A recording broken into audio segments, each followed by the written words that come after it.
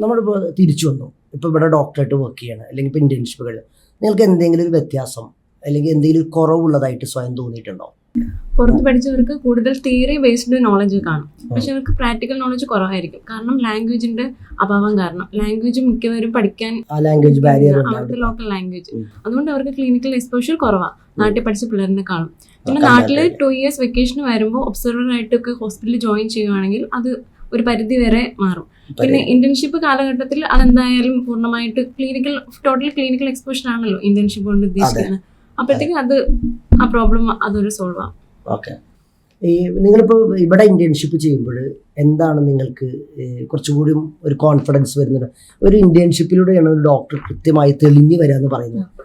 കാരണം എന്റെ റിലേറ്റീവ്സിൽ കുറച്ചൊരു ഡോക്ടേഴ്സ് ഉണ്ട്. അതുമല്ല ഞാൻ ഒബ്സർവർ ആയിട്ട് ഞാൻ എന്റെ വീട്ടിന്റെ അടുത്തുള്ള ഒരു പ്രൈവറ്റ് ഹോസ്പിറ്റലിൽ പോയിട്ടുണ്ട്. അപ്പൊ അവിടുത്തെ ജൂനിയർ ഡോക്ടേഴ്സ്, അതേപോലെ എന്റെ ബന്ധുക്കളിലെ ഞാൻ പറഞ്ഞില്ല കുറച്ച് ഡോക്ടേഴ്സ് ആയിട്ടുണ്ടെന്ന്. അപ്പൊ അവരൊക്കെ ഒരേപോലെ എൻ്റെ അടുത്ത് പറഞ്ഞൊരു കാര്യമാണ്, എടാ ഇന്റേൺഷിപ്പ് സമയത്താണ് ഒരുപാട് നമ്മുടെ ക്ലിനിക്കൽ സ്കിൽസ് ഒക്കെ ഡെവലപ്പ് ആവുക. അതുവരെ നമ്മളിങ്ങനെ പഠിക്കുന്നു, നമ്മളെപ്പോലെയൊക്കെ നോളജ് തന്നെ ഉള്ളൂ, എല്ലാം ഒരുമിച്ച് പഠിക്കണം അങ്ങനെയൊന്നുമില്ല. ഈ നമ്മുടെ ഈ ഇന്റേൺഷിപ്പ് പീരീഡിലാണ് നമ്മൾ ഏകദേശം എല്ലാം പഠിക്കുന്നതെന്നാണ് പറഞ്ഞത്. അപ്പം എനിക്ക് ആ ഒരു മൈൻഡ് സെറ്റ് ഉണ്ടായിരുന്നു. അത് കഴിഞ്ഞ് ഇടുക്കി മെഡിക്കൽ കോളേജിൽ കയറിയപ്പോഴാണ് ആ എക്സ്പീരിയൻസ് ചെയ്തപ്പോഴാണ് മനസ്സിലായ അത് സത്യമാണ്, 100% ട്രൂത്താ.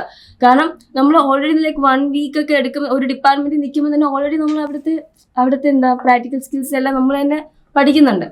സോ ഒരു FMG ആയാലും ഇപ്പൊ നാട്ടിൽ പഠിച്ച ഡോക്ടർ ആയാലും there is no difference. ഈ ഇന്റേൺഷിപ്പ് ടൈമിൽ തന്നെ നമ്മൾ ഓൾറെഡി എല്ലാം പഠിക്കുന്നുണ്ട്.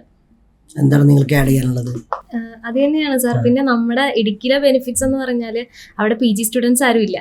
അപ്പോൾ സാർമാർക്ക് എന്തെങ്കിലും നമ്മളെ കൊണ്ട് മീൻസ് എന്തെങ്കിലും ഡ്യൂട്ടി തരുമ്പോൾ സാർ ഡയറക്ട്ലി നമ്മളോട് പറയുന്നത് അത് നിങ്ങൾ ചെയ്യുക, അത് വേറെ PGs അവിടെ ഇല്ല ചെയ്യാൻ. അതുപോലെ അവിടുത്തെ IMGs എന്ന് പറയുന്നത് 3rd year ആയിട്ടേ ഉള്ളൂ. അപ്പോൾ അവിടുത്തെ ഇന്ത്യൻ ഹൗസ് സർജൻസും ഇതുവരെ ആയിട്ടില്ല. സോ ബെനിഫിറ്റ് എന്ന് പറഞ്ഞാൽ FMGs തന്നെയാണ് ഡയറക്ട്ലി പേഷ്യൻസുമായിട്ട് ഹാൻഡ്സ് ഓൺ ചെയ്യുന്നത്. ഇപ്പോഴത്തെ സാഹചര്യത്തിൽ നല്ലൊരു ഓപ്ഷനാണ്. പക്ഷെ ഒരുപാട് പേര് ഇപ്പൊ നമ്മൾ കൗൺസിലിങ്ങിന് പോയാലും ഒരു 10 സീറ്റ് ഉണ്ടെങ്കിൽ 2 സീറ്റ് ചിലപ്പോൾ ഫില്ല് ആകത്തുള്ളൂ. എവരിവൺ വാസ് തിങ്കിങ് ദാറ്റ് റേഞ്ചിന്റെ ഇഷ്യൂസ്, ട്രാവൽ ഇഷ്യൂസ്, അതെല്ലാരും ചിന്തിയിട്ട് ഇടുക്കി എടുക്കുന്നേ ഇല്ല. പക്ഷെ സത്യത്തില് പേഷ്യൻസുമായിട്ട് ഇന്ററാക്ട് ചെയ്യാൻ പറ്റിയ ഏറ്റവും വലിയൊരു ഓപ്ഷൻ ഇടുക്കിയിൽ കിട്ടുന്നുണ്ട്.